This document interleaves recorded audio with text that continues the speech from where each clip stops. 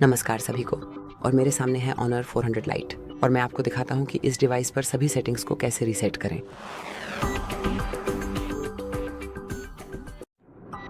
तो सबसे पहले सेटिंग्स खोलें, फिर सिस्टम एंड अपडेट्स ढूंढें और चुनें।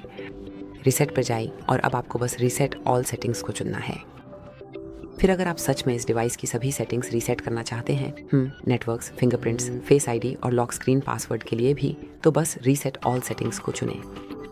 अगर आपके पास पिन कोड है तो उसे दर्ज करें। रीसेट ऑल सेटिंग्स पर एक बार और टैप करके पुष्टि करें और प्रक्रिया पूरी होने तक प्रतीक्षा करें।